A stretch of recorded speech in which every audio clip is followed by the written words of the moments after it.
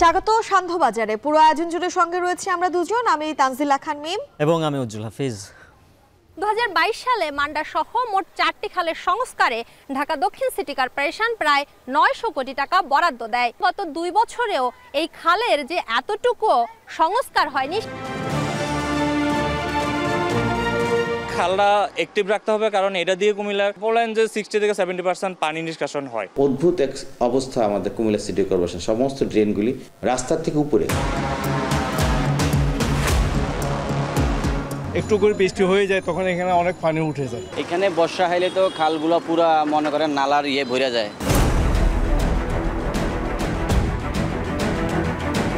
পরিষ্কার সুন্দর পানি ছিল, আমরা যখন ছোট ছিলাম আমরা এখানে সাঁতার কাটছি। বাড়ি গাড়ি হয়ে পুরা বসত বাড়ি হয়ে থাকে, ওনার খাল আর চিহ্ন নাই। 50 বছর যাবৎ খালের ময়লা ফেলতে ফেলতে খালের কিন্তু ভাগার হয়েছে। খাল আমরা ইউজ করি ময়লার ভাগার হিসাবে। সূচি অনুযায়ী পরিষ্কার কার্যক্রম চালিয়ে যাচ্ছি। মহাপরিকল্পনা নিয়ে মূল নকশা করে কার্যক্রম আমরা দ্বিতীয় পর্যায়ে সেগুলো থেকে। এই জনগণের সম্পত্তি সরকার হারিয়ে গেছে বলে কাঁধ ছাড়া দিয়ে দায়ের উপরে ওঠার কোনো সুযোগ নেই। উজ্জ্বল, আমরা দেখছিলাম একের পর এক খাল হারিয়ে যাচ্ছে রাজধানীর বুক থেকে। কোনোটি দেখা যাচ্ছে আবর্জনা জমে ভরাট হয়ে গেছে, কোনোটি বা বসতবাড়ি দিয়ে ঢেকে গিয়েছে, পাশাপাশি আবার দেখা গেছে যে সড়কের দখলেও অনেক খাল কিন্তু হারিয়ে গিয়েছে। এবং বছর বছর সংস্কারের নামে অর্থ ব্যয় হলেও সুফল নেই, উল্টো জলাবদ্ধতায় ভুগছেন নগরবাসী।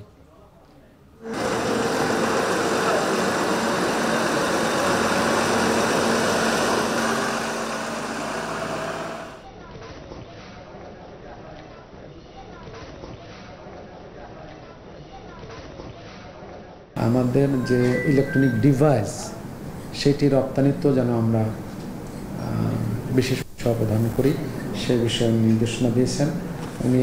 আমাদের এখান থেকে শাকসবজি, ফল আন্তর্জাতিক বাজারের জন্য উপযুক্ত করে তৈরি করে সেটি রপ্তানি ক্ষেত্রে যেন আমরা সহায়তা করি সেই নির্দেশনা দিয়েছেন। কোয়ালিটি মেনটেন করার ক্ষেত্রে যেন খুব কঠোরভাবে নজরদারি করা হয় সেটা নির্দেশনা দিয়েছেন। আর 110 বিলিয়ন রপ্তানির ক্ষমতাকে টার্গেট করে এটিকে করা হয়েছে। সীমিত শর্ত সাপেক্ষে রপ্তানি পণ্য তালিকা যে লিস্টটা ছিল সেখানে আসলে নামটা ছিল, এবার এইচএস কোড সহ এবার ডিটেলসে এখানে দেওয়া হয়েছে। দেখছিলাম 4 বছরের জন্য $110 বিলিয়ন লক্ষ্যমাত্রা নিয়ে রপ্তানির নীতিমালা খসড়ার অনুমোদন দিয়েছে মন্ত্রিসভা।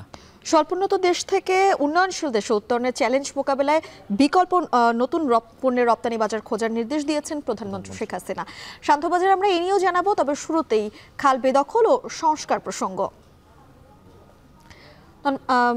উজ্জ্বল, শুরুতেই যদি বলি, ঢাকার 2 সিটির 26টি খালের দৈর্ঘ্য প্রায় 80 কিলোমিটার এবং যার কোনোটিতে সামান্য পানি রয়েছে, কোনোটি শুধুই আবর্জনা, পাশাপাশি বসতবাড়ির যেই দখল বলছিলাম শুরুতেই, সে বসতবাড়ি দিয়ে দখল হয়ে গিয়েছে। এবং এই যে বসতবাড়ির যে বর্জ্য রয়েছে সেই বর্জ্য প্রতিনিয়ত খালে গিয়ে পড়ছে, সেই খাল কিন্তু দূষিত হচ্ছে এবং খালের যে বিষাক্ততা সেটি কিন্তু পানিকেও বিষাক্ত করছে এবং এতে করে জীববৈচিত্র্য কিন্তু হুমকি পড়ছে। এবং রাজধানীর পাশাপাশি চট্টগ্রাম এবং কুমিল্লার যেই জেলাগুলোর খালগুলো রয়েছে তার অবস্থা আরও নাজুক।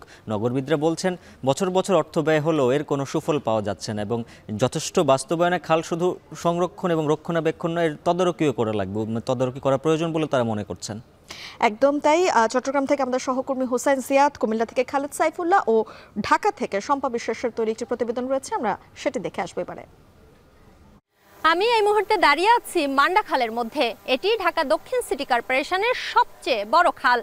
2022 সালে মান্ডা সহ মোট 4টি খালের সংস্কারে ঢাকা দক্ষিণ সিটি কর্পোরেশন প্রায় 900 কোটি টাকা বরাদ্দ দেয়। এই প্রকল্পের মেয়াদ শেষ হবে 2026 সালে। তবে গত 2 বছরেও এই খালের যে এতটুকু সংস্কার হয়নি সেটি বোঝাই যাচ্ছে শিশুদের এই খালের মধ্যে ফুটবল খেলা দেখে। রাজধানীতে খেলার মাঠ কমছে, তাই খেলা গড়িয়েছে বর্জ্যের স্তূপের মাঠে। আকাশ, তুহিন, হামিম, সাদিকুল, জিহাদের মতো সুখনগরের অন্য অনেক শিশুদের খেলার মাঠ এটি। কিন্তু একটু ছুটতেই যে মাঠে ঢেউ খেলে সেটি কি আসলেই মাঠ?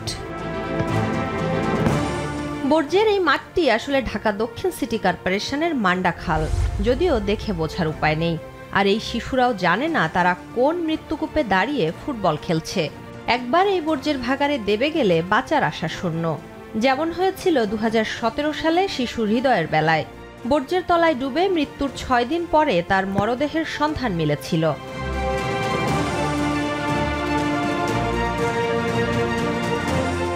মান্ডা খালের মতোই ঢাকা দক্ষিণ সিটি কর্পোরেশনের শ্যামপুর, জিরানী, কালুনগর, কদমতলী সহ অন্যান্য খালের চিত্র। পরিষ্কার সুন্দর পানি ছিল, আমরা যখন ছোট ছিলাম আমরা এখানে সাঁতার কাটছি। খাল পাইছে যে ফেলা, আমিও তো ফেলাই, যদি ময়লা এরকম পরিস্থিতি থাকে দূরে না নিতে পারি তখন তো আমিও ফিক্কা ফেলাই দিই। এটাই তো আমাদের সমস্যা। ঢাকা উত্তর সিটি কর্পোরেশনের খালের চিত্র ভিন্ন নয়। এই যেমন আফতাবনগরের মধ্য দিয়ে একসময়ের প্রবাহমান খাল সুতিভোলার নাম আজ ভুলতে বসেছে নগরবাসী। প্রায় একই অবস্থা রূপনগর খালের হলেও এখনও ধুকে ধুকে পানি প্রবাহিত হয় কল্যাণপুর খালে। তাহলে সিটি কর্পোরেশন বছর বছর খাল দখলমুক্ত করতে যে বরাদ্দ দেয় তা কোন কাজে ব্যবহৃত হয়? খালের যে বরাদ্দ যেটা আছে, কারণ একটি খাল পরিষ্কার করতে কিন্তু অনেক টাকা প্রয়োজন। 50 বছর যাবৎ খালের ময়লা ফেলতে ফেলতে খালের কিন্তু ভাগার হয়েছে। খাল আমরা ইউজ করি ময়লার ভাগার হিসাবে। চ্যালেঞ্জটা হচ্ছে আমরা খালগুলোকে ফেসিং করব বাড়ির সামনের দিক।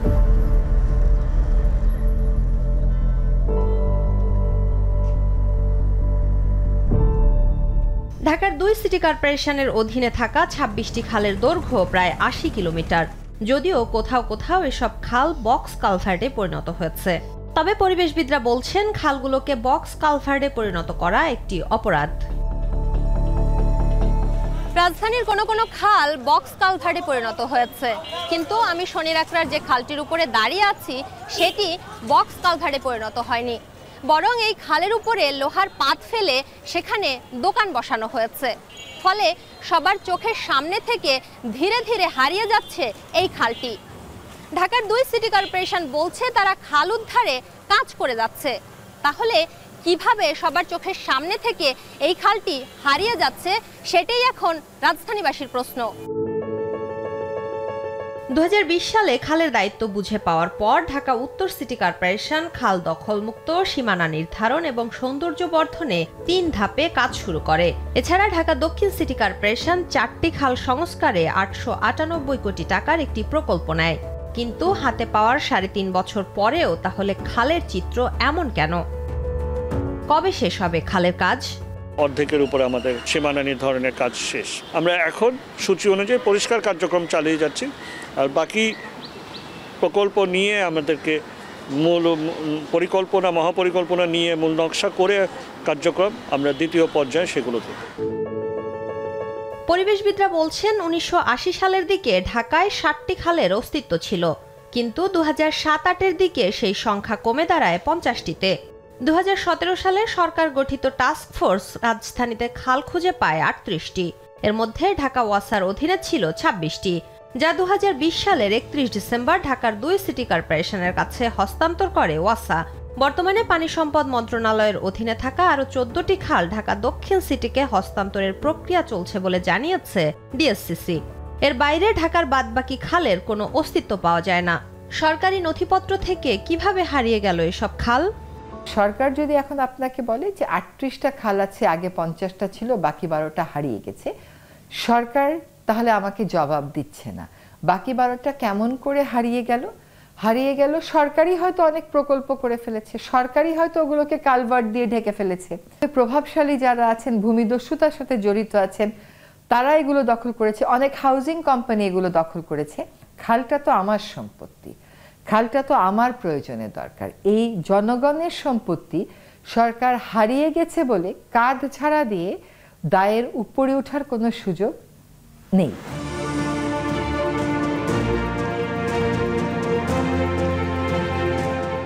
এ তো গেল রাজধানী ঢাকার খালের চিত্র। ঢাকার বাইরে বন্দরনগরী চট্টগ্রাম এবং জেলা শহর কুমিল্লার খালের অবস্থাও নাজুক। তিনপোলের মাথা নামটি ঠিকই আছে, কিন্তু এ জায়গায় এখন আর খালের কোনো অস্তিত্ব নেই। এমনকি নগরবাসী জানেন না যে একসময় এখানে এসে মিলেছিল 3টি বড় খাল। ঠিক এমন প্রায় 13টি খাল অস্তিত্ব হারিয়েছে গত 54 বছরে। 1969 সালে আমেরিকান কোম্পানি জন অ্যান্ড স্নেলের করা একটি মাস্টার প্ল্যানে দেখা যায় চট্টগ্রামে খাল ছিল 70টি, কিন্তু এখন সিডিএ কাজ করছে মোট 36টি খালে। এর পাশাপাশি সিটি কর্পোরেশন কাজ করে 21টি খালে। বাণিজ্য আর অর্থনৈতিক নগরী হিসেবে হাজার বছরের ইতিহাস বন্দরনগরী চট্টগ্রামের, অথচ সামান্য বৃষ্টি হলেই সেই নগরী জলে থই থই করে। অলরেডি 3 ফুট উঁচু করছে, আগে 1 হাঁটু পানি হতো, এখন 1 হাঁটু পানি হবে, হয় আরো 3 ফুট উঁচু হলে তারপরে 1 হাঁটু পানি হবে। এখানে বর্ষা হলে তো খালগুলো পুরা মনে করেন নালার ভরে যায়, এগুলো কিন্তু সংস্কার করা হয়নি। এটি বদ্দারহাটের বড়াইপাড়া খাল। 3 কিলোমিটার দৈর্ঘ্যের নতুন এই খাল খনন করছে সিটি কর্পোরেশন। 2014 সালে নেয়া এ প্রকল্প নানা জটিলতায় 10 বছরেও শেষ হয়নি। চট্টগ্রামে এমন প্রকল্প রয়েছে আরও বেশ কয়েকটি, তবে ভুল নকশা, সংশোধন আর কাজের দীর্ঘসূত্রতায় শেষ হয়নি সেগুলো। সংস্থাগুলোর দক্ষতা, প্রশাসনিক, কারিগরি এবং বিশেষ করে মানসিক দক্ষতা, যে প্রভাবশালীদের টেলিফোন উপেক্ষা করার মতো তাদের সক্ষমতা অর্জন করতে হবে, তাহলেই হয়তো মাস্টার প্ল্যান বাস্তবায়ন হবে, অনেকগুলো কাজ তারা করতে পারবেন, আইনে প্রয়োগ করতে পারবেন। চট্টগ্রামে বিভিন্ন খালের পাড়ে চোখে পড়ে এমন সারি সারি ভবন। এ পর্যন্ত এমন প্রায় 3179টি ভবন উচ্ছেদ করতে হয়েছে খালপাড়ের, যাতে খরচ হয়েছে প্রায় 2000 কোটি টাকা। বেআইনি ভবন ভাঙার জন্য যে অর্থ ব্যয় হয় সেটাই মালিকের কাছ থেকে আদায় করার কথা। কতটুকু ভবন অপসারণ করতে হবে, কতটুকু জায়গা থেকে আমাকে উৎখাত করতে হবে, কতটুকু জায়গা আমাকে অ্যাকোয়ার করতে হবে, সব কিছু তারা হিসাব করে কিন্তু প্রকল্পে নামার কথা। এবং এই হিসাবটি না করে যদি কেউ প্রকল্পে নেমে বলে আমি নামার পরে এই সমস্যাটি দেখেছি, তাহলে অবিবেচনা প্রসূতভাবে প্রকল্প নেওয়ার জন্য তাদেরকে দায়ী করা উচিত। বর্তমানে নগরীর 57টি খালের মধ্যে 21টি খালের দায়িত্ব সিটি কর্পোরেশনের। খাল ও নালা পরিষ্কারের সংস্থাটি প্রতি বছর ব্যয় করে 8 থেকে 10 কোটি টাকা। এত ব্যয়ের পরেও একদিকে নগরী থেকে যেমন হারিয়ে যাচ্ছে একের পর এক খাল, অন্যদিকে নগরীর খালগুলো মরে যাওয়ার কারণে অল্প বৃষ্টিতেই শহরে সৃষ্টি হয় জলাবদ্ধতা। রাজধানীর খালের পরিস্থিতি নাজুক। প্রায় একই রকম চিত্র আমরা দেখলাম দেশের অর্থনৈতিক রাজধানী চট্টগ্রামে। এবার আমরা দেখতে চাই জেলা পর্যায়ে খালগুলোর কি অবস্থা। কুমিল্লা নগরীর প্রধানতম এই কান্দি খালে একসময় নৌকা চলত। বাণিজ্যিকভাবেও পণ্য আনা নেওয়ার জন্য ব্যবহার হতো খালটি। নগরীর উত্তর চর্তার নওয়াববাড়ি থেকে খালটি শুরু হয়ে নোয়াগাঁও চৌমনি হয়ে মিশেছে ডাকাতিয়া নদীতে। সিএস নকশা অনুযায়ী খালটির প্রশস্ততা 45 থেকে 90 ফুট।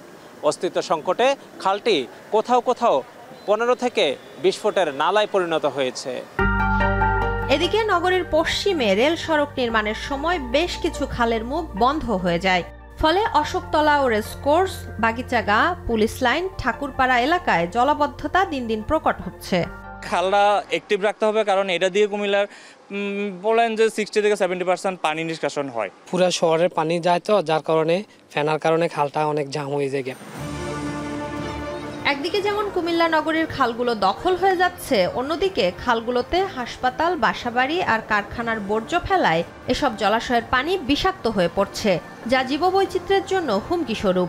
অদ্ভুত এক অবস্থা আমাদের কুমিল্লা সিটি কর্পোরেশন, সমস্ত ড্রেনগুলি রাস্তার থেকে উপরে, যেই কারণে দেখা যাচ্ছে যে যখন একটু বৃষ্টি হলে কিন্তু পানি কিন্তু ড্রেনে যায় না। এখন আবার দেখছি যে ড্রেনগুলো আবার ভাঙা হচ্ছে। এই যে অর্থ ব্যয়, জনগণের ট্যাক্সের টাকার এইভাবে অপব্যয় করার কোনো অধিকার কাউকে দেওয়া হয়নি। এবার সিটি কর্পোরেশন নির্বাচনে বিভিন্ন প্রার্থীর প্রধান এজেন্ডা ছিল নগরীর জলাবদ্ধতা নিরসনে খাল খনন ও দখল মুক্ত করা। তবে নির্বাচনের পর তার কতটুকু বাস্তবায়ন সম্ভব হয়েছে? নতুন করে খাল খনন, বিশেষ করে প্রাকৃতিক জলাধারগুলো সংরক্ষণ করার জন্য আমাদের কয়েকটা প্রজেক্ট চলমান রয়েছে। ঢাকা, চট্টগ্রাম, কুমিল্লার মতো চিত্র দেশের প্রায় সব খালের। নগর পরিকল্পনাবিদরা বলছেন, খাল শুধু দখলমুক্ত করলেই হবে না, বরং সেগুলোকে দেখভালে করতে হবে নিয়মিত তদারকি। 150 বছরের প্রাচীন পৌরসভা থেকে কুমিল্লা সিটি কর্পোরেশনে রূপান্তর হয়েছে এক যুগ পূর্বে। কুমিল্লা শহরের পানি প্রবাহের 5টি প্রধান খাল রয়েছে, যেগুলো এই দীর্ঘ সময়ও বৃহত্তর কোনো কর্মসূচির মাধ্যমে এগুলোকে সাজানো হয়নি, যার ফলে জলাবদ্ধতায় বছরের পর বছর নিমগ্ন এই নগরবাসী দুর্ভোগ পাচ্ছেন। তারা প্রত্যাশা করেন আগামী দিনে এই খালগুলো নিয়ে দীর্ঘমেয়াদী পরিকল্পনা গ্রহণ করা হবে এবং জলাবদ্ধতা নিরসনে স্থায়ী উদ্যোগ গ্রহণ করা হবে।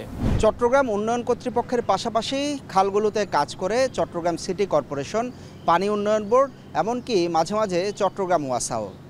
মূলত এই 4টি সংস্থার মধ্যে সমন্বয় না থাকায় কাজে যেমন দীর্ঘসূত্রতা তৈরি হচ্ছে, তেমনি ভোগান্তি বাড়ছে, সাধারণ মানুষের হচ্ছে অর্থের অপচয়। এছাড়া খাল নালাগুলোর পাশে যখন অবৈধ স্থাপনা গড়ে উঠছে বহুতল ভবনও, তখন আসলে যে সংস্থার নজরদারি করা দরকার সে সংস্থা ঠিকভাবে নজরদারি করেনি। এর পাশাপাশি আমরা দেখেছি অসচেতন মানুষও চট্টগ্রামের খাল নালাগুলোকে করেছে বর্জ্যের ভাগাড়। বিভিন্ন সময় ঢাকার কোনো কোনো খালের কিছু অংশ দখলমুক্ত করা হয়। আমরা বিভিন্ন গণমাধ্যম সেই খবর প্রচারও করে থাকি, কিন্তু নজরদারির অভাবে সব খাল আবারও দখল হয়ে যায়। তাহলে এমন দখল উচ্ছেদের প্রতিবেদন কি আমরা অনন্তকাল ধরে করতে থাকব? নতুন অর্থ বছরের বাজেট বাস্তবায়নে স্বচ্ছতা বজায় রেখে মনোযোগী হওয়ার নির্দেশ দিয়েছেন প্রধানমন্ত্রী শেখ হাসিনা। মন্ত্রিসভার বৈঠকে তিনি এই নির্দেশনা দেন। পাশাপাশি 4 বছরের জন্য $110 বিলিয়ন রপ্তানি লক্ষ্যমাত্রা নির্ধারণ করে যে রপ্তানি নীতিমালা রয়েছে সেটির খসড়ার অনুমোদন দিয়েছে মন্ত্রিসভা। এবং ওষুধ, ইলেকট্রনিক ডিভাইস তৈরি ও রপ্তানি, শাকসবজি, ফল আন্তর্জাতিক বাজারে রপ্তানির ব্যবস্থা করা সহ বেশ কিছু বিষয়ের দিকে গুরুত্বপূর্ণভাবে নজর দেওয়ার কথা বলেছেন প্রধানমন্ত্রী। বিস্তারিত জানাবেন দেবরাজ দেব। 2026 সালে এলডিসি থেকে চূড়ান্তভাবে উত্তরণ করবে বাংলাদেশ। বিশ্ব দরবারে যেমন মাথা উঁচু হবে দেশের নাম, তেমনি অর্থনৈতিক উন্নয়নেও নজর সরকারের। তবে উত্তরণের পর বিশ্ববাজারে কিছু সুবিধা কমে যাবে বাংলাদেশের। শুল্কমুক্ত পণ্যের রপ্তানি থেকে শুরু করে পণ্যের মানের ক্ষেত্রে নানা নীতির মোকাবিলা করতে হবে। অর্থনৈতিক উন্নয়নে সরকারের পঞ্চবার্ষিকী পরিকল্পনা রপ্তানি খাতের চাহিদা বিশ্ব প্রেক্ষাপটের সঙ্গে সামঞ্জস্য রাখতে প্রায় 3 বছর পর পর রপ্তানি নীতি প্রণয়ন করে সরকার। তারই ধারাবাহিকতায় সোমবার প্রধানমন্ত্রীর কার্যালয়ে অনুমোদন দেওয়া হয় রপ্তানি নীতি 2024-27 খসড়ার। বর্তমান রপ্তানি নীতির মেয়াদ ছিল 30 জুন পর্যন্ত। তবে এবার রপ্তানি নীতি প্রণয়নে স্বল্পোন্নত দেশ থেকে উন্নয়নশীল দেশে উত্তরণের চ্যালেঞ্জ, ইউক্রেন রাশিয়া যুদ্ধ, উদ্যোক্তা সৃষ্টি, চতুর্থ শিল্প বিপ্লব, পরিবেশ বান্ধব অর্থনৈতিক কৌশলকে গুরুত্ব দেওয়া হয়েছে। $110 বিলিয়ন লক্ষ্যমাত্রার এই নীতির ফলে এখন থেকে পণ্যের নামের পাশাপাশি ইউনিক কোড ব্যবহার করা হবে। নীতিমালায় নতুনভাবে 3টি বিষয়ে গুরুত্ব বাড়াতে বলেছেন প্রধানমন্ত্রী। আমাদের যে ইলেকট্রনিক ডিভাইস সেটি রপ্তানিতেও যেন আমরা বিশেষ অবদান করি সে বিষয়ে নির্দেশনা দিয়েছেন উনি।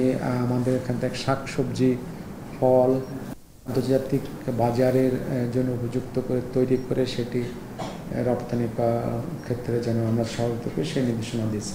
কোয়ালিটি মেনটেন করার ক্ষেত্রে যেন খুব কঠোরভাবে নজরদারি করা হয় সেটা নির্দেশনা দিয়েছেন। আর একটা $110 বিলিয়ন রপ্তানির লক্ষ্যমাত্রাকে টার্গেট করে এটিকে করা হয়েছে।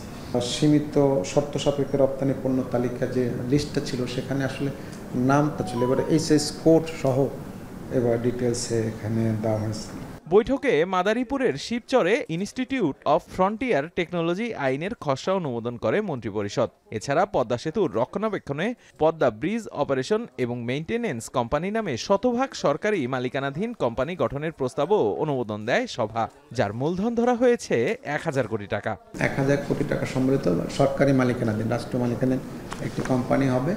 এই কোম্পানির মূল দায়িত্বটাই থাকবে পদ্মা সেতুর মেনটেনেন্স এবং ওই যে টোল আদায় যে করাগুলো আছে সেগুলো, মানে পুরো দায়িত্বটা সেখানে থাকবে। মূলত উদ্দেশ্যটা হলে যে আস্তে আস্তে আমাদের নিয়ন্ত্রণে নিয়ে আসে। এখন যেন আমরা বিদেশি কোম্পানিকে দিয়ে করাচ্ছি, এটি যেন আমাদের কোম্পানিরাই যেন এটা করতে পারে। সভায় বাজেট বাস্তবায়নে মন্ত্রীদের স্বচ্ছতা ও মনোযোগী হতে প্রধানমন্ত্রী নির্দেশ দিয়েছেন বলেও জানিয়েছেন মন্ত্রিপরিষদ সচিব।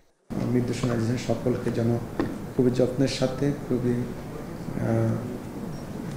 নজরদারির সাথে যেন বাজেট বাস্তবায়নটা যেন নজরদারির মধ্যে রাখে এবং দ্রুততার সাথে, নিপুণতার সাথে, স্বচ্ছতার সাথে যাতে বাজেট বাস্তবায়ন হয় সেদিকে সকলকে নির্দেশনা দিয়েছেন। এ সময় সাম্প্রতিক সময়ে গণমাধ্যমে সরকারি কর্মকর্তাদের নানা দুর্নীতির খবরে অবস্থান সম্পর্কে জানতে চাইলে বলেন, দুর্নীতিগ্রস্ত কাউকে ছাড় দেওয়া হবে না। দুষ্ট চিন্তার মানসিকতা, দুষ্ট বুদ্ধির মানসিকতা, তারা তো এই কাজগুলো তারা হয়তো করতে চান, কিন্তু আমরা এইটুকু দেখতে পাচ্ছি যে যখনই এই বিষয়টা সরকারের নজরে আসে সরকারের তরফ থেকে কোনো প্রশ্রয় দেওয়া হচ্ছে না। দেবরাজ দেব, এখন ঢাকা। বছর শেষে তাক লাগালো রেমিটেন্সের ঘর। সদ্য বিদায়ী 2023-24 অর্থ বছরে রেমিটেন্স এসেছে $23.91 বিলিয়ন, যা গেল 2 অর্থ বছরের প্রবাসী আয় ছাড়িয়েছে। এছাড়া জুন মাসে রেমিটেন্স যোগ হয়েছে $2.54 বিলিয়ন। এর আগে 2020-21 অর্থ বছরের জুলাইতে সবশেষ $2.59 বিলিয়ন আসে দেশে। এই অর্থ বছরে জানুয়ারি, এপ্রিল ও মে মাসে রেমিটেন্স 2-এর ঘরে পৌঁছালেও এই অঙ্ক অতিক্রম করেনি। বলা হচ্ছে, ডলারের বিনিময়ে হার বাড়ার কারণে আনুষ্ঠানিক খাতে রেমিটেন্স পাঠাতে উৎসাহিত হচ্ছেন প্রবাসীরা। বছরের হিসেবেও এগিয়ে আছে সদ্য সমাপ্ত অর্থ বছর। গেল 2 অর্থ বছরে 2021-22 ও 2022-23 রেমিটেন্স এসেছে যথাক্রমে $21.03 বিলিয়ন ও $21.61 বিলিয়ন। সেই হিসেবে 2023-24 অর্থ বছরে রেমিটেন্স এসেছে $23.91 বিলিয়ন। এর আগে 2020-21 অর্থ বছরে সবশেষ $24.77 বিলিয়ন আয়ের রেকর্ড রয়েছে বাংলাদেশ ব্যাংকের হালনাগাদ তথ্যে।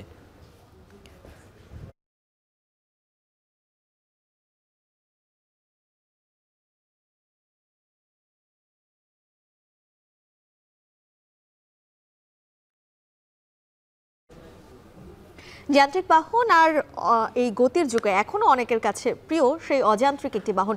উজ্জ্বল, আপনি বুঝতে পারছেন নিশ্চয়ই কিসের কথা বলছিলাম সাইকেলের কথা। এই সাইকেল কিন্তু এখনো কারো কাছে প্রিয় রয়ে গেছে। সেই যে একটা শখ, শৈশবের যে একটা আবেগ সাইকেলের সাথে, সেটি কিন্তু এখনো নিঃসন্দেহে আপনারও জড়িয়ে আছে বলবেন। পাশাপাশি এই সাইকেল কিন্তু এখনো অনেকের কাছে রুটি রুজি। এই জন্য রুটি রুজি বলছি, ধরুন আপনার কোনো কিছু খেতে ইচ্ছে করছে, এখন তো বিভিন্ন অনলাইন অ্যাপের মাধ্যমে সেই খাবারটি অর্ডার করা যায়। আপনি সেই খাবারটি অর্ডার করার সাথে সাথে ডেলিভারি বয় সেই সাইকেল বাহনটি ব্যবহার করে কিন্তু আপনার দোরগোড়ায় সেই খাবারটি পৌঁছে যাবে। অর্থাৎ বুঝতে পারছেন যে এই সাইকেল দিয়েও কিন্তু কেউ কেউ জীবিকা নির্বাহ করছে। এবং এক গবেষণা বলছে, উজ্জ্বল, দেশের সাইকেলের বাজার এখন 800 কোটি টাকার রয়েছে এবং আগামী 2029 সালে এই বাজার দাঁড়াবে 1000 কোটি টাকার। এবং নানা সাইকেলের বিবিধ ব্যবহারের কথা বলছিলেন। পাশাপাশি বর্তমানে শরীর চর্চাও কিন্তু গুরুত্বপূর্ণ অবদান রাখছে এই সাইকেল। সকাল বিকেলে সবাই কিন্তু সাইকেলিং করছেন এবং শুধু বাংলাদেশ নয়, এই সাইকেলের বাজার ছড়িয়ে গেছে কিন্তু ইউরোপের অনেক দেশেই। শোয়েব রহমানের একটি প্রতিবেদন রয়েছে, ক্যামেরায় ছিলেন মোহাম্মদ পারভেজ। সূর্য ওঠার আগেই লক্ষণচন্দ্রের প্রতিটি দিন শুরু হয় সাইকেলের সাথে। গেল 30 বছর ধরে এ বাহনে করেই আয় উপার্জন আর সংসারের খরচ জুগিয়েছেন তিনি। ঝড়ঝঞ্ঝা, তীব্র রোদ মাথায় নিয়ে পত্রিকা নিয়ে ছুটে চলেন নগরের অলিগলিতে। শুধু লক্ষণই নয়, তার মতো আরও শত শত হকার প্রতিদিন ভোরে নগরীর চেরাগি থেকে পত্রিকা সংগ্রহ করেন, ছোটেন বাইসাইকেলে। অনলাইন সাইটের ভোক্তাদের অর্ডার দেয়া পণ্য পৌঁছে দেয়া, কর্মব্যস্ত মানুষের অফিসে যাতায়াত কিংবা তরুণদের শখের বসে প্যাডেলে চাপ দেওয়ার দৃশ্য চোখে পড়ে হরহামেশাই। এসব মানুষের কাছে যান্ত্রিক বাহনের যুগে এখনও যেন সমান আবেদনময়ী অযান্ত্রিক এ বাহন। কোনো জাম টাম বাজলে সুবিধা হয় যায়, আর যদি ক্যারিংয়ের সুবিধা হয়, আর এমনি যদি অন্য গাড়ি তৈরি দিয়ে তাহলে আপনার বেশি হবে, ঠিক হয়ে আপনার এই ক্যারিং খরচাটা বেশি হবে, আমাদের খরচাটা হলো যায়। দেশের বাজারে 2 চাকার বাইসাইকেলের চাহিদা যে দিন দিন বাড়ছে তা অলিগলিতে নজর দিলেই বোঝা যায়। এছাড়াও নগরীর নিউ মার্কেট মোড়ের দক্ষিণ পাশের এই স্থানটিতে 30 বছর আগে 5 থেকে 10টি দোকান থাকলেও এখন সে সংখ্যা ছাড়িয়েছে 30। আবার একটা সময় দেশের বাজারে আমদানিকৃত সাইকেলের চাহিদা বেশি থাকলেও এখন সে বাজারে আধিপত্য করছে দেশীয় ব্র্যান্ডগুলো। তবে দেশি সাইকেলের দাম বেশি হওয়ায় এখনও অনেকেই ঝুঁকছেন সস্তা বিদেশি বাইসাইকেলের দিকে। বৈশ্বিক ওয়েবসাইট স্ট্যাটিস্টার তথ্য মতে 2024 সালে বাংলাদেশে বাইসাইকেলের বাজার প্রায় 800 কোটি টাকার।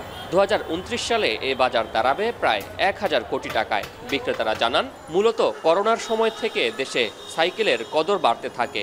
এরপর জ্বালানি তেলের দাম বৃদ্ধিও ইতিবাচক প্রভাব ফেলে সাইকেলের বাজারে। দেশে সাইকেলের বাজার 1 দশক আগেও ছিল আমদানি নির্ভর। চীন, ভারত থেকে আমদানি করে দেশে সাইকেলের চাহিদা মেটানো হতো। তবে 2011 সাল থেকে দেশীয় 3টি প্রতিষ্ঠানের সাইকেল বাজারে আসে। এখন বাজারের একটি বড় অংশ দেশীয় প্রতিষ্ঠানের নিয়ন্ত্রণে। এ তো গেল দেশের বাজারের কথা। ইউরোপ সহ বিশ্বের নানা দেশের সড়কে এখন মেড ইন বাংলাদেশ বাইসাইকেল জায়গা করে নিয়েছে। পরিবেশ সম্পর্কে সচেতনতা বৃদ্ধির কারণে বিশ্বব্যাপী বাড়ছে বাইসাইকেলের ব্যবহার। পরিবেশ বান্ধব এই বাহনটির বিশ্বব্যাপী বাজার রয়েছে $63 বিলিয়ন, যা 2029 সাল নাগাদ $70 বিলিয়ন উন্নীত হবে। জানলে অবাক হবেন, বিশ্বের অনেক দেশে যে সকল বাইসাইকেল ব্যবহৃত হয় তার অনেকটাই উৎপাদন হয় বাংলাদেশে। বিশ্ববাজারে বাংলাদেশে উৎপাদিত বাইসাইকেলের হিস্সা কম হলেও ধীরে ধীরে বাড়ছে সে বাজার। আজ আমরা দেখব এই বাইসাইকেল কিভাবে উৎপাদিত হয় এবং জানব এর বাজার সম্পর্কে। চট্টগ্রাম ইপিজেডের একটি কারখানা আলিটা বিডি। ১৯৯৫ সাল থেকে এখানে কার্যক্রম শুরু করে তারা। কারখানার একটি অংশে সাইকেলের ফ্রেমগুলোকে কেমিক্যাল মিশ্রণের মাধ্যমে শুরু হয় সাইকেল তৈরির কর্মযজ্ঞ। এরপর তা শুকিয়ে নেওয়া হয় যন্ত্রের মাধ্যমে। পরে সেগুলো চলে যায় পেইন্টিং সেকশনে। এখানে অটোমেটিক মেশিনে রং করা হয় সাইকেলের ফ্রেম। ক্রেতার পছন্দ ও চাহিদা অনুযায়ী নানান বর্ণের ফ্রেম করা হয়। এরপর সেগুলো চলে যায় স্টিকার সেকশনে। এখানে মূলত নানান রকমের স্টিকার সাইকেলের ফ্রেমে সেঁটে দেওয়া হয়, যা সাইকেলকে আরও আকর্ষণীয় করে তোলে। এরপর সেগুলোতে পর্যায়ক্রমে চেইন, হ্যান্ডেল এবং চাকা সংযোজন করা হয়। বিশ্বে নানান ধরনের বাইসাইকেল রয়েছে। মাউন্টেন বাইক, রেসিং ও ভিএমএক্স অন্যতম। ইপিজেডের এই কারখানায় সব ধরনের সাইকেলই তৈরি হয়। UK, German, Canada, USA, Greece মূলত এই কাস্টমারগুলো আমাদের কাজ করে থাকি। আর ক্যাপাসিটি আমাদের পার মান্থ 20,000-25,000। মূলত আলিটা বিডির হাত ধরেই বিশ্ববাজারে মেড ইন বাংলাদেশ বাইসাইকেল যাত্রা শুরু করে। বাংলাদেশে এখন 5 থেকে 7টি প্রতিষ্ঠান বাইসাইকেল রপ্তানি করছে। মূলত ইউরোপীয় ইউনিয়নভুক্ত দেশগুলোই বাংলাদেশের সাইকেলের প্রধান ক্রেতা। এর মধ্যে সবচেয়ে বেশি সাইকেল কেনে জার্মানি, এরপর যুক্তরাজ্য, অস্ট্রিয়া অন্যতম। ইউরোপীয় ইউনিয়নে যেসব দেশ সাইকেল রপ্তানি করে তার মধ্যে চতুর্থ অবস্থানে আছে বাংলাদেশ। ইউরোপিয়ান ইউনিয়ন সবসময় চায় যে চায়নার বলয় থেকে বাইসাইকেল ইন্ডাস্ট্রিটাকে বের করানোর জন্য। ফলে তারা আমাদেরকে একটা স্পেশাল ফেসিলিটিস দেয়, যেটা বলে জিএসপি, 0% ডিউটি ফেসিলিটিসটা আমাদের থাকে। এই ডিউটি ফেসিলিটিস থাকার কারণে কিন্তু আমাদের প্রোডাক্টটা ওই দেশে খুব অ্যাট্রাকটিভ হয়। হ্যাঁ, that is an added advantage for us. At the same time আমাদের painting quality is very good.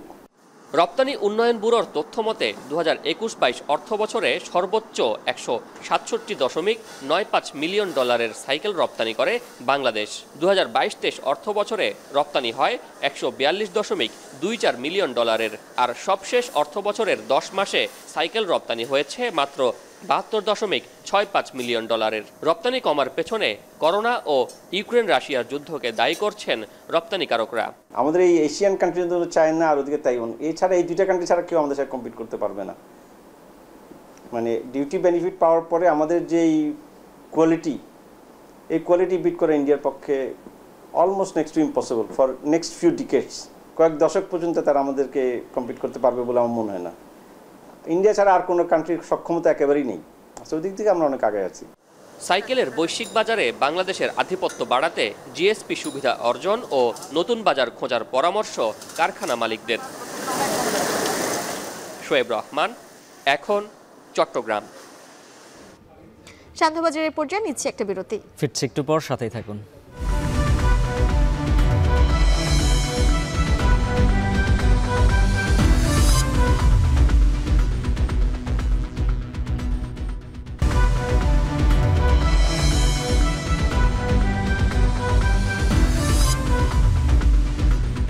বিরতির পর ফিরে এলাম। দেখছেন শান্তবাজার। সকাল থেকে রাজধানীতে থেমে থেমে বৃষ্টি হচ্ছে, এখনও কোথাও কোথাও বৃষ্টি হচ্ছে, অব্যাহত রয়েছে। পাশাপাশি যদি সিলেট সুনামগঞ্জের দিকে যেতে চাই, সুনামগঞ্জে ফের বন্যার শঙ্কা রয়েছে এবং সুরমা নদীর পানি বাড়ছে এবং আগামী 48 ঘন্টা সিলেটে ভারী বর্ষণের পূর্বাভাস দিয়েছে আবহাওয়া অফিস। অন্যদিকে মৌলভীবাজারের কথা যদি বলি, সেখানে বৃষ্টি কমেছে ঠিকই, কিন্তু পানিবাহিত যে রোগগুলো রয়েছে সে রোগগুলো কিন্তু শিশু থেকে শুরু করে বৃদ্ধ সবার মধ্যেই বেশি দেখা যাচ্ছে।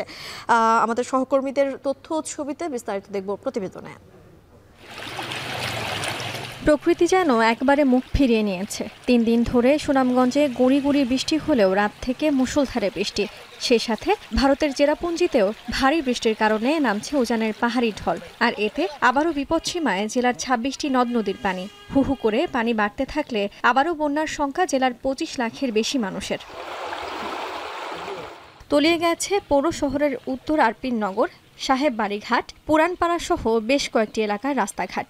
এমনকি বিশ্বম্ভরপুর উপজেলার দুর্গাপুর সড়ক তলিয়ে যাওয়ায় জেলা শহরের সাথে তাহিরপুরের সরাসরি সড়ক পথে যোগাযোগ বিচ্ছিন্ন হয়ে গেছে। সে সাথে ছাতক, দোয়ারা বাজার, মধ্যনগর সহ বেশ কয়েকটি উপজেলার নিম্নাঞ্চলের সড়ক তলিয়ে যাওয়ায় ভোগান্তিতে নিম্নাঞ্চলের 5 লাখের বেশি মানুষ। তবে 1 মাসে 2বার পানি বাড়ায় নাজেহাল নিম্নাঞ্চলের বাসিন্দারা। কালকে রাত থেকে যে বৃষ্টি শুরু হয়েছে এখন পর্যন্ত কোনো তো আমার খেয়াল নাই। এক পানি রেস্ট কাটতে না কাটতে যেভাবে পানি বাড়ে আমরা আতঙ্কিত। যে পানি বাড়ে এই পানি তো ঘর বাড়ি ভাঙ্গে ভাঙ্গে আসে বিনাশ হয়ে যায়। পানি উন্নয়ন বোর্ডের তথ্য মতে 24 ঘন্টায় সুনামগঞ্জে 170 ও ভারতের চেরাপুঞ্জিতে 313 মিলিমিটার বৃষ্টি হয়েছে। ইতোমধ্যে সুরমার পানি 16 ঘর পয়েন্টে বিপদসীমায় বইছে। আরও 48 ঘন্টা সুনামগঞ্জে অতি ভারী বৃষ্টিপাতের শঙ্কা পাউবর।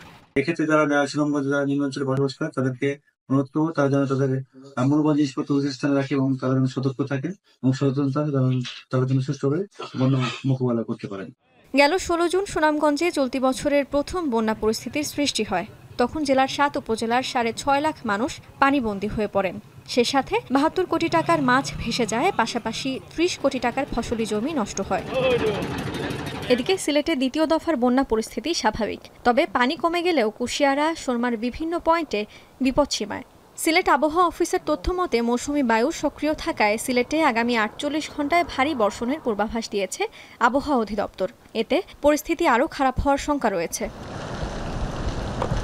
মৌলভীবাজারে বন্যায় পানিবাহিত রোগের প্রকোপ। জেলায় এখনও পানিবন্দী প্রায় 2,93,000 মানুষ। এমন পরিস্থিতিতে জেলার হাসপাতালে বেড়েছে ডায়রিয়া সহ পানিবাহিত রোগীর সংখ্যা। 24 ঘন্টায় জেলায় ডায়রিয়া আক্রান্ত হয়েছেন 42 জন, আর অন্যান্য পানিবাহিত রোগে আক্রান্ত 146 জন। এছাড়া 5টি উপজেলায় মোট আক্রান্তের সংখ্যা 2,500 ছাড়িয়েছে। জেনিসিয়া বর্ণা, এখন। বগুড়ার সারিয়াকান্দির ইছামারা গ্রামে শুরু হয়েছে নদী ভাঙন। নদী গর্ভে বিলীন হচ্ছে ফসলি জমি। এরই মধ্যে বাড়িঘর অন্য জায়গায় সরিয়ে নিয়েছেন অনেকে। এই অবস্থায় স্থায়ী সমাধান চান নদী পাড়ের মানুষ। বিস্তারিত জানাবেন মাজেদুর রহমান। ফুঁসে উঠেছে প্রমত্তা যমুনা, শুরু হয়েছে নদী ভাঙন। কামালপুর ইউনিয়নের ইছামারায় বাড়িঘর ভেঙে অন্যত্র নিয়ে যাচ্ছে অনেকেই রাস্তার ধারেই বাঁধছে ঘর। গত বছরও একই স্থানে ভাঙনে কবলে 150 মতো বাড়িঘর যমুনাতে বিলীন হয়েছিল। আমাদের এখানে কোনো লোকজন তো থাকতে পারতেছে না, চলে যাচ্ছে ভাঙের কারণে বারবার ঘর ভেঙে নিয়ে আজকে একটা পরিবার চলে গেল। অনেক প্রচুর ক্ষতি হয়, তো হাঁস মুরগি চলে যায়, গরু বাছুর নিজে করে খাবার থাকে না, অনেক কষ্টে থাকি আমরা। নদী ক্রমে বাঁধের কাছে আসায় যে কোনো মুহূর্তে ভাঙনে কবলে পড়বে এলাকা। নদী ভাঙন রোধে স্থায়ী ব্যবস্থা চান স্থানীয়রা। ঘর গাছে মনে হয় 50-60টা, আর এখনো যে কোনো নিরাপত্তা নেই। এরা যে ডাইবে যাবো নিশ্চিত, নিরাপত্তার কি করা যায়? নদীর কাজ টেকসই কাজের দরকার। প্রধানমন্ত্রী সৎ দৃষ্টি থাকলে এখানে টেকসই কাজ হতে পারে। ভাঙন সম্পর্কে ঊর্ধ্বতন কর্মকর্তাদের জানিয়েছেন উপজেলা প্রশাসন, তবে এ ব্যাপারে কিছু জানাতে অস্বীকৃতি জানান পানি উন্নয়ন বোর্ড। পানি উন্নয়ন বোর্ডকে বলেছি, সেখানে তারা জিও ব্যাগ ফেলে তাদের প্রতিরোধ ব্যবস্থার কাজ করে যাচ্ছে। তবে আমরা চাচ্ছি যে সেখান থেকে আরও 400 মিটার নদীর ডাউনে রাইট সাইডে 400 থেকে 500 মিটার যদি খুব দ্রুততম সময়ের ভেতরে বাদ দিয়ে দেওয়া যায়, তাহলে হয়তো সেই গ্রামটিকে আমরা সেভ করতে পারবো। শুধু জিও ব্যাগ ফেলে এবছর পানি উন্নয়ন বোর্ড ইছামারায় খরচ করেছে অন্তত 5 কোটি টাকা। বগুড়ার সারিয়াকান্দি উপজেলা ইছামারা এই গ্রামটিতে গত বছর মুহূর্তেই বিলীন হয় 120টি বাড়িঘর, আর এবছরও ভাঙন শুরু হয়েছে। ইতিমধ্যে কয়েকটি বাড়িঘর অন্যত্র সরিয়ে নেওয়া হয়েছে। ফসল এবং অন্যান্য ফসলি জমি ক্ষতিগ্রস্ত হয়েছে। আর সামান্য ভাঙলেই অন্য দুটি উপজেলা সারিয়াকান্দি এবং ধুনটে বিস্তীর্ণ অঞ্চল প্লাবিত হওয়ার আশঙ্কা রয়েছে। বগুড়ার ইছামারা গ্রাম থেকে মাজেদুর রহমান, এখন। সন্ধ্যাবাজারে নিচ্ছে আরেকটা বিরতি, ফিরছি একটু পর, সাথেই থাকুন।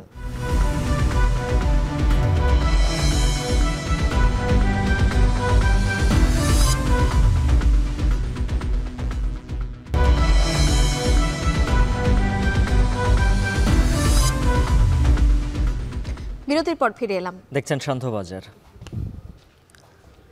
সদ্যবিদায়ী অর্থ বছরে 68,600 কোটি টাকা রাজস্ব আহরণ করেছে চট্টগ্রাম কাস্টম হাউস। লক্ষ্যমাত্রা পূরণে 9,000 কোটি টাকা ঘাটতি থাকলেও প্রবৃদ্ধি 9.5%।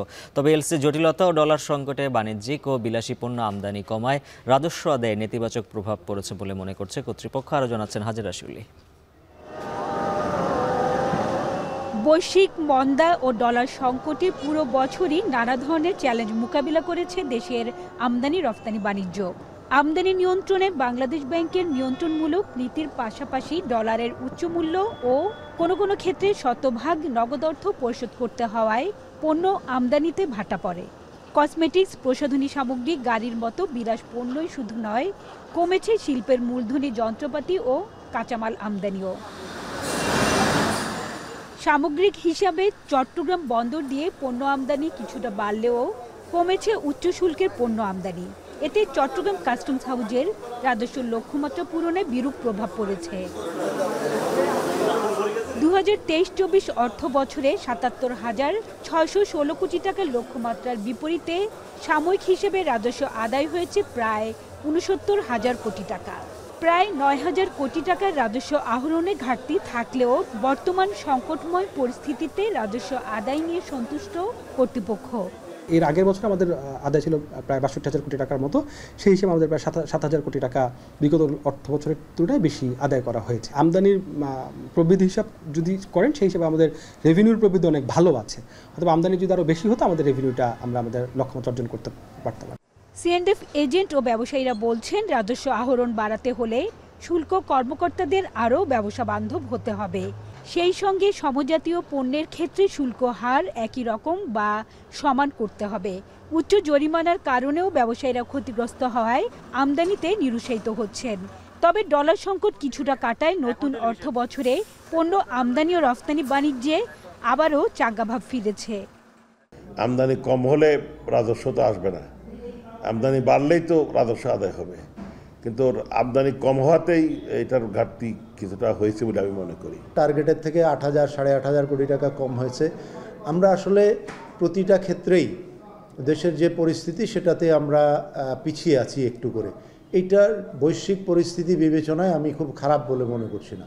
তবে কমলাপুর আইসিডি ও পানগাঁওয়ের চেয়ে চট্টগ্রাম কাস্টমস হাউজে পণ্যের রেফারেন্স ভ্যালু বেশি হওয়ায় অনেক ক্ষেত্রে আমদানিকারকদের বেশি শুল্ক পরিশোধ করতে হচ্ছে বলে অভিযোগ তাদের। অন্যান্য ইম্পোর্টাররা একই প্রোডাক্ট আইসিডি এবং পানগাঁও থেকে ইম্পোর্ট করতেছে $1.5 রেফারেন্স ভ্যালু $1.5 হিসাবে। একই আইটেম এখানে $3 তারা অ্যাসেসমেন্ট করতে চাইতেছে। সেক্ষেত্রে আমরা একটা 20 ফিট কন্টেনারে 22 থেকে 24 লক্ষ টাকা আমরা বেশি দিতেছি এখানে।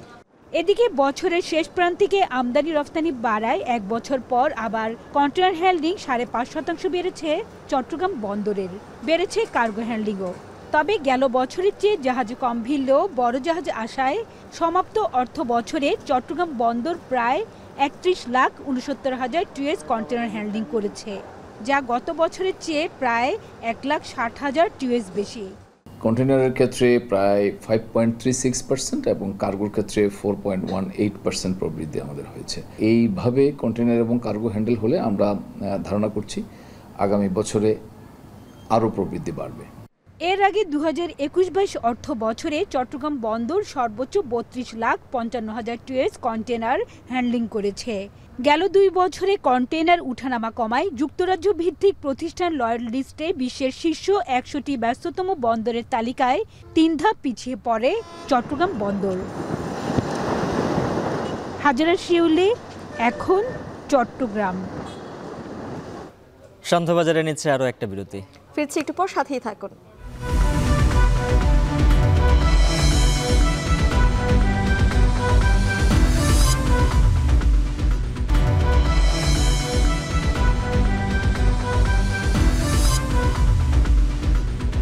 বিরতির পর ফিরে এলাম। দেখছেন শান্তবাজার।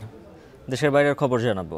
অতি বিপজ্জনক হ্যারিকেন বেরিল ধেয়ে আসছে দক্ষিণ পূর্ব ক্যারিবীয় অঞ্চলে। বাতাসের গতিবেগ 190 কিলোমিটার। আর গ্রেনেডা থেকে 200 কিলোমিটার দূরে অবস্থান করছে হ্যারিকেন বেরিল। রাতের মধ্যে শক্তি কিছুটা কমে ক্যাটাগরি 3-এ রূপ নিয়েছে বেরিল। উইন্ডওয়ার্ড দ্বীপপুঞ্জের বেশ কিছু অঞ্চলে প্রচণ্ড বাতাস বইছে। সতর্কতা জারির পর শত শত মানুষ ছুটছে নিরাপদ আশ্রয়। বন্ধ আছে দ্বীপপুঞ্জের বিমান চলাচল। আরও জানাচ্ছেন তানভীর জনি। ঘন্টায় 190 কিলোমিটার বেগে হারিকেন বেরিল বার্বাডোসের দক্ষিণ পশ্চিম দিকে অগ্রসর হচ্ছে। Martinique, Saint Lucia, Saint Vincent, Grenada সহ উইন্ডওয়ার্ড দ্বীপপুঞ্জের বেশিরভাগ এলাকায় এরই মধ্যে 90 থেকে 100 কিলোমিটার গতিতে ঝোড়ো হাওয়া বয়ে যাচ্ছে। সবচেয়ে বেশি ঝুঁকিতে আছে বার্বাডোস সহ সেন্ট ভিনসেন্ট, গ্রানাডাইন্স ও গ্রানাডা দ্বীপ। যুক্তরাষ্ট্রের ন্যাশনাল হারিকেন সেন্টার জানায় আগের দিন ক্যাটাগরি 4-এর রূপ নেওয়া হারিকেন বেরিল স্থানীয় সময় রাতের মধ্যে শক্তি কিছুটা কমে ক্যাটাগরি 3-এ পরিণত হয়েছে। উপকূলের কাছাকাছি আসার আগেই আরও বিপজ্জনক হয়ে উঠতে পারে বেরিল। এর প্রভাবে 6 থেকে 9 ফুট উচ্চতার জলোচ্ছ্বাস, সামুদ্রিক ঢেউ ও আকস্মিক বন্যা দেখা দিবে বেশ কিছু অঞ্চলে। গ্রানাডা, বার্বাডোস সহ কয়েকটি অঞ্চলে বৃষ্টিপাত হতে পারে 10 ইঞ্চি পর্যন্ত। ইতিমধ্যে ঘূর্ণিঝড়ের সতর্কতা জারি করেছে স্থানীয় কর্তৃপক্ষ। The Category 4 hurricane where you could have catastrophic wind damage, storm surge of 6 to 9 feet above normal tide levels with very dangerous breaking waves on top of that. আশ্রয় কেন্দ্রে সরিয়ে নেওয়া হয়েছে বার্বাডোস থেকে 400-এর বেশি বাসিন্দাকে। গ্রানাডা দ্বীপে মঙ্গলবার সকাল পর্যন্ত জরুরি অবস্থা জারি করেছেন গভর্নর। বন্ধ আছে শিক্ষা প্রতিষ্ঠান, দোকানপাট, হোটেল ও ব্যবসা বাণিজ্য। রাত থেকেই জনমানব শূন্য রাস্তাঘাট। বন্ধ আছে অভ্যন্তরীণ ও আন্তর্জাতিক বিমানবন্দরগুলো। এতে আটকা পড়েছেন ক্রিকেট বিশ্বকাপ দেখতে আসা অনেক দর্শক। Extra food stuff, my battery lights and so on. So I'm well prepared. Water and everything secure in the house and ensure that the house secure and everything is fine. They have been buying generators, 5-pound buckets, everything you can think about they're getting. We're almost out of, you can see searchlights. হারিকেনের প্রভাবে ভূমিধসের আশঙ্কায় বড় ধরনের বিপর্যয় এড়াতে বাসিন্দাদের সব ধরনের প্রস্তুতি রাখার পরামর্শ দিয়েছে স্থানীয় প্রশাসন। ব্যাপক ক্ষতির আশঙ্কায় ঘরবাড়ি, অবকাঠামো ও বিভিন্ন স্থাপনা। বিদ্যুৎ বিচ্ছিন্ন থাকবে বেশ কিছু অঞ্চল। 2004 সালে হারিকেন ইভানের পর বেরিল এই অঞ্চলের সবচেয়ে শক্তিশালী ঝড় হতে যাচ্ছে। আটলান্টিকে চলতি বছরের প্রথম হারিকেন এটি। বিশেষজ্ঞদের মতে এই সময়ে এই ধরনের শক্তিশালী ঘূর্ণিঝড় ব্যতিক্রম ঘটনা। সাধারণত হারিকেনের রেটিং করা হয় বাতাসের তীব্রতার ভিত্তিতে। ক্যাটাগরি 3-এর বেশি হলে সবচেয়ে শক্তিশালী হারিকেন হিসেবে চিহ্নিত করা হয়। তানভীর জনি, এখন বিশ্ব। উজ্জ্বল, পূর্বাঞ্চলের শেখ হাসিনা স্টেডিয়ামের কথা আমরা অনেক দিন ধরে শুনছিলাম। সেই স্টেডিয়ামের প্রকল্পের ব্যয় কিন্তু বেড়েছে। আগের থেকে 900 কোটি টাকা ব্যয় ছিল, সেখান থেকে বেড়ে দাঁড়িয়েছে প্রায় 1,500 কোটি টাকা এবং 76 কোটি টাকায় পরামর্শক নিয়োগ দেওয়া হয়েছিল এবং সেই পরামর্শক নিয়োগের পর এই মাস থেকেই শুরু হবে সেই নির্মাণ যেই প্রকল্প, সেই নির্মাণ প্রকল্পের কাজ। এই বিষয়ে বোর্ডের একটি সভা রয়েছে আগামীকাল। হুমায়ুন কবির রোজের প্রতিবেদনে দেখব বিস্তারিত।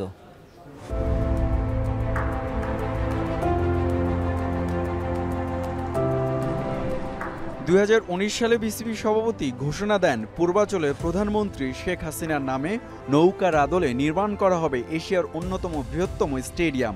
নামমাত্র মূল্যে পূর্বাঞ্চলে 3,735 জমির উপরে সর্বাধুনিক সুযোগ সুবিধার ব্যবস্থা রাখা হবে। সেই ধারায় 50,000 দর্শক ধারণ ক্ষমতার পূর্বাঞ্চলে ক্রিকেট স্টেডিয়াম নির্মাণের জন্য আন্তর্জাতিক পরামর্শক প্রতিষ্ঠান অস্ট্রেলিয়ার প্রপোলার্সকে 76 কোটি টাকার বিনিময়ে নিয়োগ দিয়েছে ক্রিকেট বোর্ড।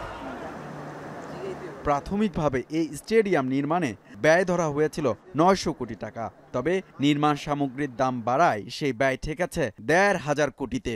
2026 সালে এখানে আন্তর্জাতিক ম্যাচ আয়োজন করতে চায় বাংলাদেশ ক্রিকেট বোর্ড। চলতি বছরের জুলাইয়ে নির্মাণ কাজ শুরু করার কথা। মঙ্গলবার হতে যাওয়া বোর্ড সভায় এটিই হতে যাচ্ছে তাই বিসিবির গুরুত্বপূর্ণ এজেন্ডা। আমাদের ওটাও একটা মেন এজেন্ডা।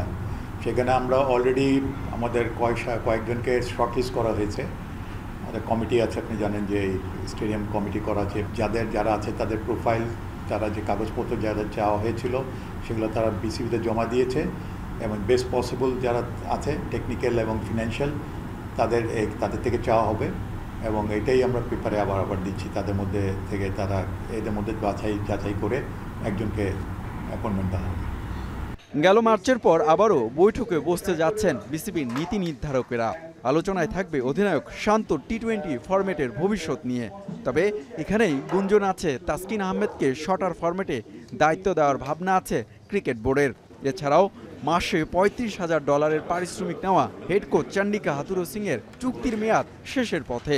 তবে হাথুরুকে আর না রাখার পক্ষেই ক্রিকেট বোর্ডের সিংহভাগ পরিচালকেরা। টিম ম্যানেজমেন্ট বলেন, যেটাকে আমরা কোচিং স্টাফ বুঝাই, তাদের মধ্যে এখানে কোনো গাফিলতি আছে কিনা অথবা প্লেয়ারদের মধ্যে তাদের মধ্যে কমিউনিকেশনে গ্যাপ হচ্ছে কিনা, সেরকম কোনো সমস্যা হয়েছে কিনা, এটা আমাদের জানা দরকার। এদিকে টি-20 বিশ্বকাপের সুপার 8-এ উঠলেও পারফরমেন্স মন ভরাতে পারেনি বাংলাদেশ ক্রিকেট দল। তাই ক্রিকেটারদের বোনাস দেওয়ার পরিকল্পনা আপাতত বাক্সবন্দি রাখতে যাচ্ছে বিসিবি। হুমায়ুন কবির রোজ, এখন, ঢাকা। শেষ করছি শান্তবাজার। এখন টেলিভিশন ওয়েবসাইটে দেখতে ভিজিট করুন www.ekhon.tv। এছাড়া ফেসবুকে দেখতে ভিজিট করুন facebook.com/tv.ekhon আর ইউটিউবে সরাসরি দেখতে ভিজিট করুন youtube.com/c/ekhon tv।